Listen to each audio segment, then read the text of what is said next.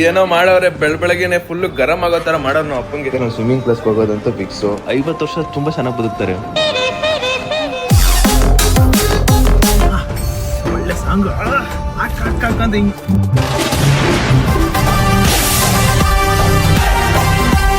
Hi hello ನಮಸ್ತೆ guys, welcome back to new blog of my blog. ಇವತ್ತಿನ vlog ನಿಮ್ಮೆಲ್ರಿಗೂ beautiful ಸ್ವಾಗತ. Guys good morning. ಎದ್ದಿದ ತಕ್ಷಣ ಅಡ್ಗೆ ಮನೆಗೆ ಬಂದೆ. ಬಂದ್ ನೋಡಿದ್ರೆ ಸಕ್ಕರೆ ಎಲ್ಲ ಚೆಲ್ಬಿಟ್ಟವ್ರೆ. ಏನಕ್ಕೆ ಚೆಲ್ಲೋಣ ಅಂತ ಗೊತ್ತಿಲ್ಲ. ಮೇ ಬಿ ನಾ ಅಪ್ಪ ಹೋಗೋ ಟೈಮಲ್ಲಿ ಸ್ವಲ್ಪ ಆತ್ರದಲ್ಲಿದ್ದಾಗ ಚೆಲ್ಲಿರ್ಬೇಕು. ಏನೇನೋ ನೋಡ್ತಾ ಇದ್ದಪ್ಪ ಇಲ್ಲಿ ನೋಡಿ, ಈ ಕಡೆ ಒಂಚೂರು ಗಲೀಜಿದೆ, ಆ ಕಡೆ ಒಂಚೂರು ಗಲೀಜಿದೆ. ಇದನ್ನೆಲ್ಲ ಅಮ್ಮ ಬಂದಾಗ ಕೇಳಬೇಕು ಏನಿದು ಅಂದ್ಬಿಟ್ಟು.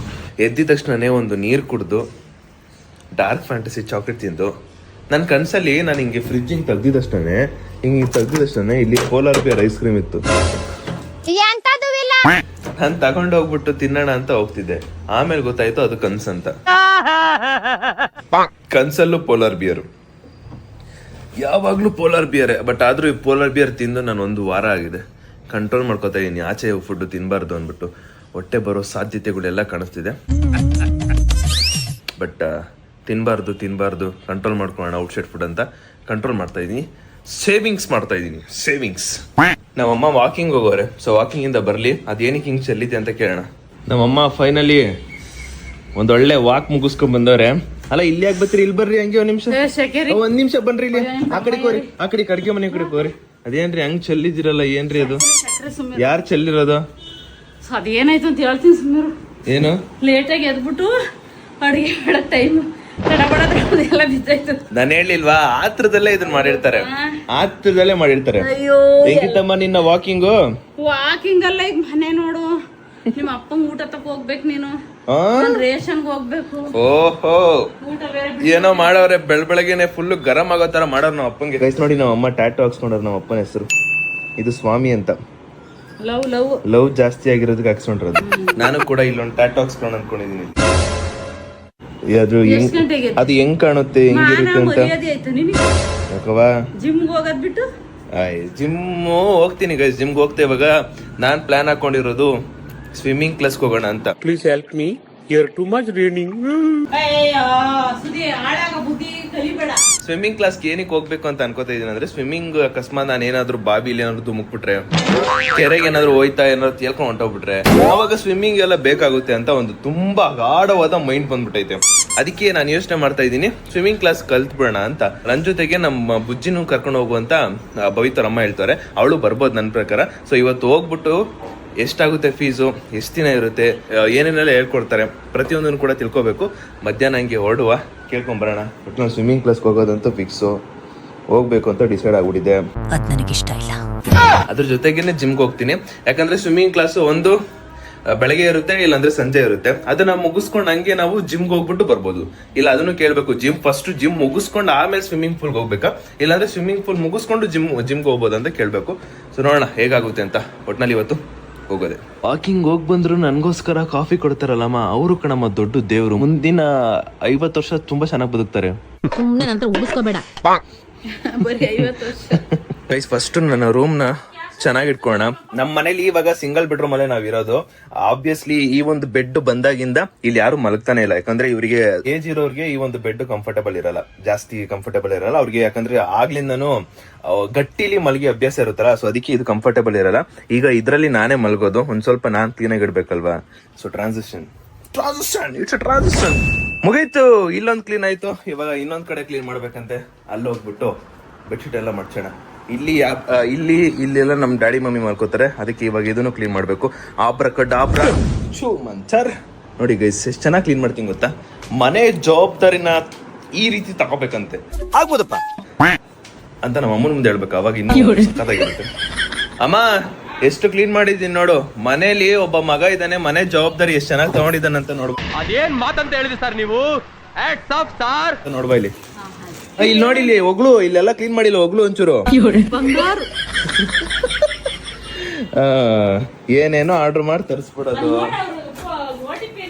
ಫ್ಲಿಪ್ಕಾರ್ಟ್, ಅಮೆಝಾನ್ ಅಲ್ಲಿ ನಮ್ಮಮ್ಮ ಏನೇನೋ ತರಿಸ್ಬಿಡೋದು. ಆಮೇಲೆ ಅದನ್ನ ನೋಡೋದು, ಚೆನ್ನಾಗಿಲ್ಲ ಅಂದ್ರೆ ವಾಪಸ್ ರಿಟರ್ನ್. ನಮ್ಮಮ್ಮ ಅಷ್ಟು ರಿಟರ್ನ್ ಯಾರು ಮಾಡಿರಲ್ಲ ಅನ್ಕೋತೀನಿ ನನ್ನ ಪ್ರಕಾರ. ತರ್ಸೋದು ನೋಡೋದು ರಿಟರ್ನ್, ತರ್ಸೋದು ನೋಡೋದು ರಿಟರ್ನ್.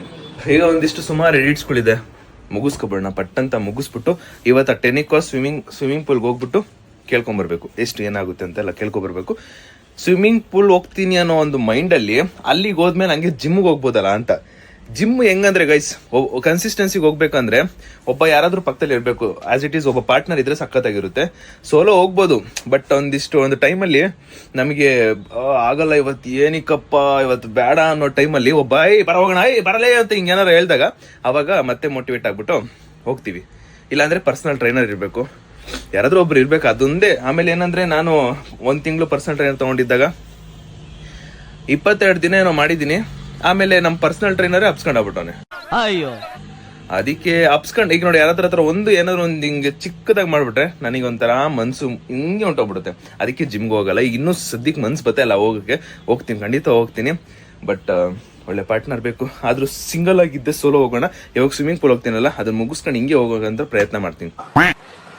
ನಮ್ಮಮ್ಮ ಒಂದು ಸ್ಯಾರಿ ತರಿಸಿದ್ರು, ಏನ್ರಿಂದ ತರಿಸಿರೋ ಅಂತ ಗೊತ್ತಿಲ್ಲ. ಬಟ್ ಈ ಸ್ಯಾರಿ ನೋಡಿದಷ್ಟೇ ನನಗೆ ಈ ಸ್ಕೂಲ್ಗಳಲ್ಲಿ ಟೀಚರ್ಸ್ಗಳು ಸ್ಯಾರಿ ಇದೇ ತರ ಹಾಕೊಳ್ಳೋದು ನಿನಗೆ ಗೊತ್ತಿಲ್ಲಮ್ಮ. ಬಟ್ ನಾನು ನೋಡಿದ್ದೀನಿ, ಆಲ್ಮೋಸ್ಟ್ ನಾನು ಒಂದು ಕೆಲವೊಂದು ಜಾಗದಲ್ಲಿ ನೋಡಿದ್ದೀನಿ ಈ ತರ ಸ್ಯಾರಿನ ಹಾಕಿರೋದು. ದೇವ್ರು 2 ಕಿವಿ ಕೊಟ್ಟಿದ್ದಾನೆ, ಜಾಸ್ತಿ ಕೇಳಿಸ್ಕೊಳ್ಳಿ ಅಂತ. ಒಂದೇ ಬಾಯಿ ಕೊಟ್ರದ್ ಯಾಕೆ ಹೇಳಿ, ಕಮ್ಮಿ ಮಾತಾಡ್ಲಿ ಅಂತ. ನೀನ್ ಹಾಕೋ ಪರವಾಗಿಲ್ಲ, ನೀನ್ ಹಾಕೊಂಡಿದ ತಕ್ಷಣ ಮೇಡಮ್ ನಮಸ್ಕಾರ ಮ್ಯಾಮ್ ಯಾವ ಸ್ಕೂಲ್ಗೆ ಹೋಗಿ ಬಂದ್ರಿ ಅಂತ ಕೇಳಿಲ್ಲ ಅಂದ್ರೆ ಕೇಳು. ಹ್ಞೂಮಾ, ಕಲರು ಸ್ಕೂಲ್ ಸ್ಯಾರಿನೇ, ಕಾಂಟೆಕ್ಸ್ಟ್ ಎಲ್ಲ ಚೆನ್ನಾಗಿ. ಅದನ್ನೇ ಹೇಳ್ತಿರೋದು, ಪಕ್ಕ ಇದು ಸ್ಕೂಲ್ ಸ್ಯಾರಿನೇ. ನಾವು ಉಡೋದೆಲ್ಲ ಸ್ಕೂಲ್ ಬಿಡು ಇನ್ನೇನು. ಗೈಸ್ ಟೈಮ್ ಬಂದ್ಬಿಟ್ಟು 11:30 ಹತ್ತರ ಆಗ್ತಿದೆ. ಒಂದ್ ಸ್ವಲ್ಪ ಎಡಿಟ್ ಎಲ್ಲ ಮಿತ್ತು, ಅದನ್ನ ಮುಗಿಸ್ಕೊಂಡಾಯ್ತು. ನಾ ಬೆಳಗ್ಗೆ ಎದ್ದಿದ ತಕ್ಷಣ ನಮ್ಮ ಅಡಿಗೆ ಮನೆ ಹೆಂಗಿತ್ತೇಳಿ ಎಷ್ಟು ಗಲೀಜಾಗಿತ್ತು ಗೊತ್ತಾ. ಇವಾಗ ನೋಡಿ ನಮ್ಮ ಅಮ್ಮ ಎಷ್ಟು ಚೆನ್ನಾಗಿ ಕ್ಲೀನ್ ಮಾಡೋರೆ. ಇಲ್ಲೆಲ್ಲ ಪೂರ್ತಿ ಗಲೀಜಿತ್ತು, ಇಲ್ಲೂ ಗಲೀಜಿತ್ತು, ಇದನ್ನು ಕ್ಲೀನ್ ಮಾಡೋರೆ. ಇಲ್ಲೂ ಪೂರ್ತಿ ಗಲೀಜಿತ್ತು, ಇಲ್ಲೂ ಕ್ಲೀನ್ ಮಾಡೋರೆ. ಅಂಡ್ ಪೂರ್ತಿ ಕ್ಲೀನ್ ಮಾಡ್ಬಿಟ್ಟು ನಾವ್ ಅಮ್ಮನೇ ಹೇಳ್ತಾರೆ, ಈಗ ಹೇಳು ಕಸ ಇದ್ದಾಗ ತೋರ್ಸೋದಲ್ಲ, ಕಸ ಮುಗಿದ್ಮೇಲೆ ಎಷ್ಟು ಚೆನ್ನಾಗಿ ಕ್ಲೀನ್ ಮಾಡ್ತೀರಿ ಅಂತ ತೋರ್ಸು ಅಂತ ಹೇಳಿದ್ರು. ಅದಕ್ಕೆ ತೋರ್ಸು. ಆತು ಕಣವ, ಎಷ್ಟು ಚೆನ್ನಾಗಿ ಕ್ಲೀನ್ ಮಾಡ್ತೀವ ನೀನು. ಗೈಸ್ ಬ್ಯಾಂಗಲ್ ಬಂಗಾರ ಇದು ಫುಲ್ ಟ್ರೆಂಡಿಂಗ್ ಐತಲ್ಲ. ಸೊ ನಾನೇನ್ ಅನ್ಕೊಂಡಿದ್ದೇನೆ ಅಂದ್ರೆ ನಮ್ಮ ಫ್ಯಾಮಿಲಿನೂ ಬವಿತಾ ಫ್ಯಾಮಿಲಿನೂ ಇಬ್ಬರನ್ನು ಸೇರಿಸಿ ಒಂದು ಒಳ್ಳೆ ಸಾಂಗ್, ಅದೇ ಆ ಒಂದು ಸಾಂಗ್ಗೆ ಡಿಫ್ರೆಂಟ್ ಟೈಪ್ ಆಫ್ ಆಂಗಲ್ ತಗೊಂಡು ಒಂದೊಳ್ಳೆ ರೀಲ್ ಮಾಡೋಣ ಅಂತ ಅನ್ಕೊಂಡಿದ್ದೀನಿ. ಏನಂತೀರಾ? ಈ ನನ್ ಮಕ್ಳು ಮತ್ತೆ ಶುರು ಮಾಡಿದ್ರಯ್ಯ. ಒಳ್ಳೆ ಸಖತ ಇರುತ್ತಲ್ವಾ ಕಾಂಬಿನೇಷನ್. ಅಂಡ್ ಅದ್ರ ಜೊತೆಗೆ ಇನ್ನೊಂದು ಸಾಂಗ್ ನ ಪ್ಲಾನ್ ಮಾಡ್ಕೊಂಡಿದ್ದೀನಿ. ನೋಡೋಣ, ಈ ಸಂಡೇ ಮಾಡಬೇಕು ಅಂತ ಪ್ಲಾನ್ ಹಾಕಿರೋದು. ಈ ಸಂಡೇ ಯಾರು ಬಿಸಿ ಇಲ್ಲ ಅಂದ್ರೆ, ಎಲ್ಲರೂ ಫ್ರೀ ಇದಾರೆ ಅಂದ್ರೆ ಆರಾಮಾಗಿ ಬೇಗ ಒಂದು ಸಾಂಗ್ನ ಒಂದು ವಿಡಿಯೋನ ಮುಗಿಸ್ಕೊಬಿಡ್ಬೋದು. ಗೈಸ್ ಇವಾಗ ಹೊರಗಡೆ ಹೊರಟಿದ್ದೀವಿ. ಅಮ್ಮನ ರೇಷನ್ ಅಂಗಡಿ ಹತ್ರ ಬಿಟ್ಟು ನಾನು ಈ ಒಂದು ಊಟ ಕೊಟ್ಟಿದ್ದಾರೆ, ಇದನ್ನ ಅಪ್ಪ ಕಂಪ್ನಿಗೆ ಹತ್ರಕ್ಕೆ ಹೋಗ್ಬಿಟ್ಟು ಅವ್ರಿಗೆ ಕೊಟ್ಟು ವಾಪಸ್ ಬರಬೇಕು. ಬೆಳಗ್ಗೆನೆ ನಮ್ಮ ಅಮ್ಮ ಕರೆಕ್ಟಾಗಿ ತಿಂಡಿ ಮಾಡಿಕೊಟ್ಟಿಲ್ಲ, ಅರ್ಜೆಂಟಲ್ಲಿ ಕಳ್ಸಿಕೊಟ್ಬಿಟ್ರು ನಮ್ಮ ಅಪ್ಪನ. ಅದಕ್ಕೆ ಇವಾಗ ನಾನು ತಗೊಂಡೋಗಿ ಕೊಟ್ಬಿಟ್ಟು ಬರಬೇಕು. ಅದೇ ಅಪ್ಪ ಕೇರ್ಲೆಸ್ನೆಸ್ ಅಂತಾರಲ್ಲ, ಆ ಕೇರ್ಲೆಸ್ನೆಸ್ ನಮ್ಮ ಅಮ್ಮನಲ್ಲಿ ಎದ್ದು ಕಾಣ್ತೈತೆ. ಆ ಕೇರ್ಲೆಸ್ನೆಸ್ ನಮ್ಮ ಅಮ್ಮನಲ್ಲಿ ಎದ್ದು ಕಾಣ್ತೈತೆ. ಕರೆಕ್ಟೇನಮ್ಮ? Correct guys. ಅದಕ್ಕೆ ನಂತರ ಜವಾಬ್ದಾರಿ ಇರಬೇಕು, ರೆಸ್ಪಾನ್ಸಿಬಿಲಿಟಿ ಇರಬೇಕು. ಗೊತ್ತಾ ಎಷ್ಟು ರೆಸ್ಪಾನ್ಸಿಬಿಲಿಟಿ ಐತೆ ಮಗುಂಗೆ ಅಂತ. ನಾನ್ ಮದ್ವೆ ಆಗದೆ ನಮ್ಮ ಅಮ್ಮಗೊಂದು ಚಿಂತೆ ಆಗ್ಬಿಟ್ಟೈತೆ. ನಾನು ಇಷ್ಟು ಬೇಗ ಮದ್ವೆ ಆಗಲ್ಲಮ್ಮ, ಹೇಳ್ತಾ ಇದೀನಿ ಗೈಸ್, ನಾನು ಇಷ್ಟು ಬೇಗ ಮದ್ವೆ ಆಗಲ್ಲ ಅಂತ. ಆದ್ರೂ ನಮ್ಮ ಅಮ್ಮ ಕೇಳೋದಿಲ್ಲ, ಬೇಗ ಮದ್ವೆ ಆಗು ಅಂತ ಹೇಳ್ತಾರೆ. ಹಾಗೆ ಬೇಡ ಬಿಡಿ, ಬೇಗ ಮದ್ವೆ. ನಿನ್ನೆ ಒಂದು ವ್ಲಾಗ್ ಮಾಡಿದ್ದೆ. ಆ ವ್ಲಾಗ್ ಅಲ್ಲಿ ನಮ್ಮ ಅಮ್ಮಂಗೆ ನಮ್ಮ ಅಪ್ಪ ಅಮ್ಮ ಮುಂದೆನೆ ಇನ್ನೇನೋ ಈ ಜಾಗದಲ್ಲಿ ನಮ್ಮ ಹುಡುಗಿನೂ ಬರ್ತಾಳೆ, ಇನ್ನೇನೋ ಕೆಲವೇ ದಿನಗಳಲ್ಲಿ ಬರ್ತಾಳೆ. ನಾನು ಹಂಗೆ ಇಲ್ಲೆಲ್ಲ ಓಡಾಡ್ತಿದ್ದೆ ನಮ್ಮ ಹುಡುಗಿ ಜೊತೆ ಅಂತ ಸುಮ್ನೆ ಏನೇನೋ ಹೇಳ್ತಾ ಇದ್ದೆ. ಸುಮ್ನೆ ಅಲ್ಲ, ನಿಜಾನೇ ಅನ್ಕೊಳ್ಳಿ. ನಮ್ಮ ಅಮ್ಮ ಬ್ಲಾಗ್ ನೋಡಿದ್ರಂತೂ ಅಷ್ಟೇ, ಮುಗಿತದೆ ಅಷ್ಟೇ. Let's go. ಇವಾಗ ನಮ್ಮ ಸೆಲೋರಿಯಾ ಕಾರ್ ತಗೊಂಡು ಅಪ್ಪ ಕಂಪ್ನಿ ಹತ್ರ ಹೋಗಿ ಊಟ ಕೊಟ್ಬಿಡ್ಬೇಡ. ಈ ತರ ಲಾರಿಗಳಿಗೆ ಅದು ಎಷ್ಟು ಟೈರ್ ಹಾಕಿದಾರೆ ಗೊತ್ತಾ. ಒಂದು ಲಾರಿಗೆ ನೋಡಿದೆ 58 ಟೈರೋ 60 ಟೈರ್ ಹಾಕೋರೆ. ಹೈಯೆಸ್ಟ್ ಅದೆಷ್ಟು ಟೈರೋ ಗೊತ್ತೇ ಇಲ್ಲ. ಒಂದು ಲಾರಿಗೆ ಹೈಯೆಸ್ಟ್ ಎಷ್ಟು ಟೈರ್ ಹಾಕಿರ್ತಾರೋ ಗೊತ್ತಿಲ್ಲ. ಎಷ್ಟಮ್ಮ ಹಾಕಿರ್ತಾರೆ ಹೈಯೆಸ್ಟ್ ಟೈರು? ನಾನೇ 60-58 ನೋಡಿದ್ದೀನಿ ಮೊನ್ನೆ ತಾನೆ. ಅಮ್ಮ ಗೈಸ್, ಅಮ್ಮ ಹೊರಟ್ರು ರೇಷನ್ ಅಂಗಡಿ ಹತ್ರ. ಈಗ ಇದನ್ನ ಅಪ್ಪನ್ ಕೊಡ್ಬೇಕು. ಊಟ ಕೊಟ್ಟಾಯ್ತು ಗೈಸ್. ಓಕೆ ಪಪ್ಪ, ಡನ್. ಮಾಡ್ಲಿಲ್ಲ ಬೇಗ ಅಡ್ಗೆ. ಅದೇ ಹೇಳ್ಕೊ ಬಂದೆ, ಆತ್ರದಲ್ಲಿ ನಮ್ಮ ಅಮ್ಮ ಮಾಡಿಲ್ಲ ಅಂತ. ಡಿಮಾರ್ಟ್ ಹೋಗೋಣ ಅಂತ ಅನ್ಕೊಂಡಿದೀನಿ. ಮನೇಲಿ ಏನಿಲ್ಲ ಅಂದ್ರೂ ತಿನ್ನಕ್ಕಿರ್ಬೇಕಂತೆ. ಹೊಟ್ಟೆ ಬರೋ ಸಾಧ್ಯತೆಗಳೆಲ್ಲ ಕಾಣಿಸ್ತಿದೆ. ಈಗ ಅದೇನೋ ಸ್ವೀಟು ಖಾರ ಒಂದಿಷ್ಟು ಇಲ್ಲ ಅಂದ್ರೆ ಮನೇಲಿ ನಾನೇ ಹೋಗಿ ತಂದ್ಬೇಡ ಅಂತ ಅನ್ಸುತ್ತೆ. ಅದಕ್ಕೆ ಇವಾಗ ಡಿಮಾರ್ಟ್ ಹೋಗ್ಬಿಟ್ಟು ತಗೊಂಬೇಡ ಅಂತ ಅನ್ಕೊಂಡಿದೀನಿ. ಗೈಸ್, ಕಾರ್ ಪಾರ್ಕಿಂಗ್ ಎಲ್ಲೂ ಸಿಕ್ಕಿಲ್ಲ ಅಂತ ಡೆಕೋತ್ಲೆಲ್ಲ ನಾನು ಹಾಕ್ಬಿಟ್ಟು ಡಿಮಾರ್ಟ್ಗೆ ಹೋಗ್ತಾ ಇದೀನಿ ಇವಾಗ. ಎಂತ ತಲೆ ಅಲ್ವಾ, ಅಲ್ಲೆಲ್ಲ ಪೂರ್ತಿ ಲಾರಿ ನಿಲ್ಸ್ಬಿಟ್ಟವ್ರೆ, ಎಲ್ಲೂ ಕೂಡ ಪಾರ್ಕ್ ಮಾಡಕ್ ಜಾಗ ಇರಲಿಲ್ಲ. ಅದಕ್ಕೆ ಇಲ್ಲೇ ಪಾರ್ಕ್ ಮಾಡ್ಬಿಟ್ಟು ಡಿಮಾರ್ಟ್ಗೆ ಹೋಗ್ತಾ ಇದೀನಿ. ಒಂದ್ ಕಡೆ ಒಂದ್ಸಲಿ ಹೋಗ್ಬೇಕು ಅಂತ ಡಿಸೈಡ್ ಆದ್ಮೇಲೆ ಅದು ಹೋಗೋವರೆಗೂ ಬಿಡಕ್ಕಾಗಲ್ಲ ನಂಗೆ. ಇಲ್ಲಿ ಪಾರ್ಕ್ ಮಾಡ್ಬೇಕಾಯ್ತು, ಬಟ್ ಜಾಗ ಇರಲಿಲ್ಲ. ಅದಕ್ಕೆ ಡೆಕೋತ್ಲನಲ್ಲೇ ಪಾರ್ಕ್ ಮಾಡ್ಬಿಟ್ಟೆ. ತುಂಬಾ ಜಾಗ ಇದೆ ಕಾರ್ ಪಾರ್ಕ್ ಮಾಡೋದಕ್ಕೆ. ಅದಕ್ಕೆ ಹೋಗ್ಬಿಟ್ಟು ಕಾರ್ ತಗೊಬಂದು ಇಲ್ಲೇ ಪಾರ್ಕ್ ಮಾಡ್ಬಿಡ್ತೀನಿ. ಈಗ ಅಕಸ್ಮಾತ್ ಜಾಸ್ತಿ ಐಟಮ್ ಏನಾದ್ರು ತಗೊಂಡ್ಬಿಟ್ರೆ ಅಲ್ಲಿವರೆಗೂ ನಡ್ಕೊಂಡು ಹೋಗ್ಬೇಕು. ಯಾರಿಗೂ ನಡ್ಕೊಂಡು ಹೋಗ್ತಾರೆ. ನನ್ನ ಮೇಲೆ ಆರ ನೋಡಿತಾ ಇದ್ದೀನಿ, ಅವ್ರಿಗೆ ಕೇಳಿಸ್ತಾನೆ ಇಲ್ಲ. ಕಿವಿಗೆ ಇಯರ್ಫೋನ್ ಹಾಕೊಂಡ್ಬಿಟ್ಟವ್ರೆ, ಕೇಳಿಸ್ತಾನೆ ಇಲ್ಲ ಅವ್ರಿಗೆ. ಗೈಸ್, ಇವಾಗ ಏನೇನು ತಗೋತಾ ಇದೀನೋ ಅದು ಪೂರ್ತಿ ತಿನ್ನೋ ಐಟಮ್ಗಳೇ. ಬೆಳಗ್ಗೆ ಎದ್ದಿದ್ದಷ್ಟು ತಿನ್ನೋ ಐಟಮ್ಗಳು ಇವೆಲ್ಲ.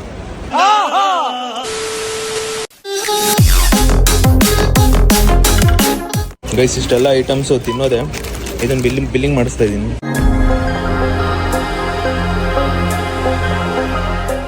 ಸೌಂಡ್ ಕೇಳಿಸ್ಕೊಳ್ಳಿ, ಒಂಥರ ಸ್ಯಾಟಿಸ್ಫ್ಯಾಕ್ಷನ್ ಸೌಂಡು.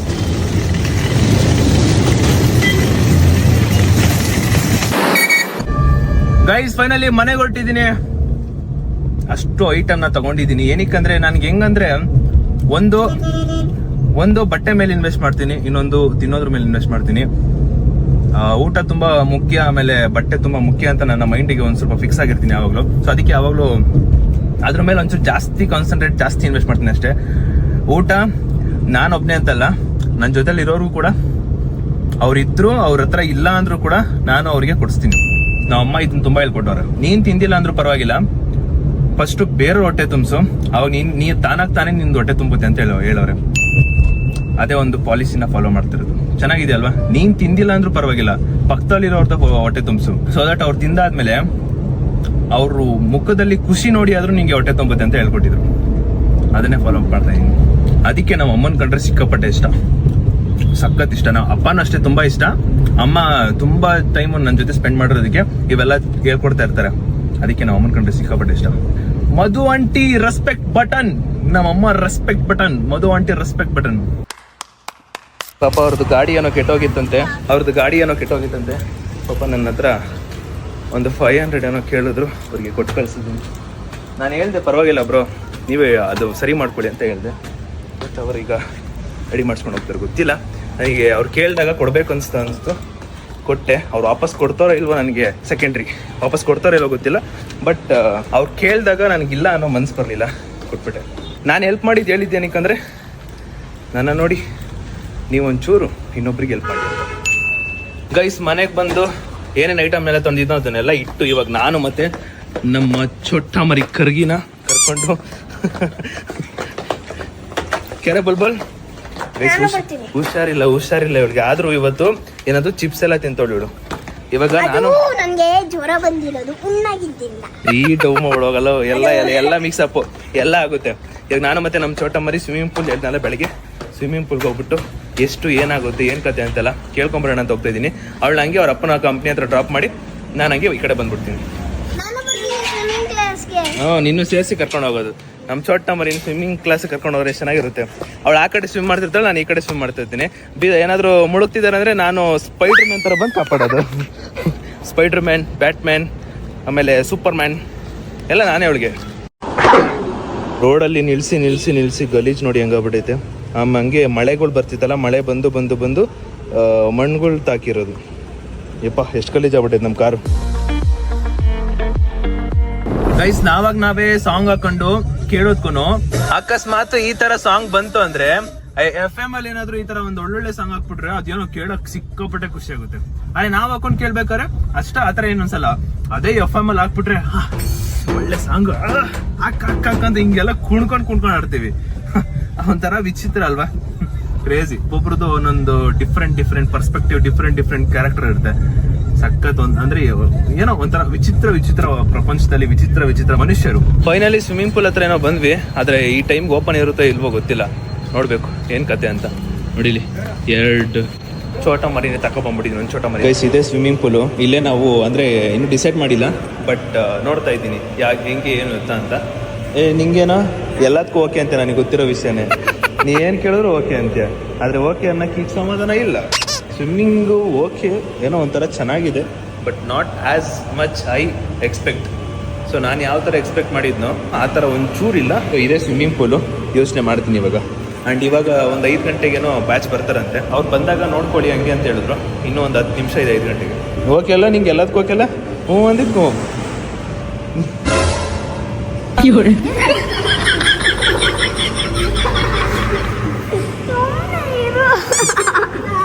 ನಾನು ಬೀಳೋದಿಲ್ಲ, ನಿನ್ನ ಬೀಳ್ಸೋದು ನಾನು. ಹಂಗೆ ಎಂದ ನೋಡು.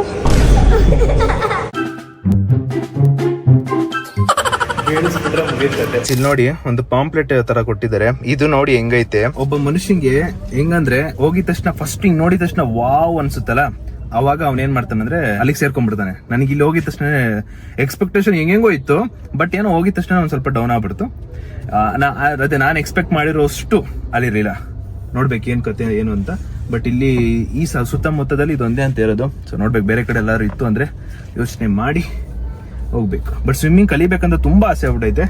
ಇವು ನಾನು ಹೇಳಿದ್ಕೆ ಹ್ಞೂ ಅಂತ ಒಪ್ಕೊಂಡ್ಬಿಟ್ಟು ಹೇಳು. ಕರೆಕ್ಟಾ? ಹೆಂಗೆ ಹೇಳು ಸ್ವಿಮ್ಮಿಂಗ್ ಬೀಸೋದು? ಸ್ವಿಮ್ಮಿಂಗ್ ಬೀಸಕ್ ಬರಲ್ಲ, ಏನಿಲ್ಲ, ಕಂದಮ್ಮಂಗೆ ಅಷ್ಟೇ. ಮೀನ್ ಮಚ್ಲಿಕ್ಕಿ ರಾಣಿ.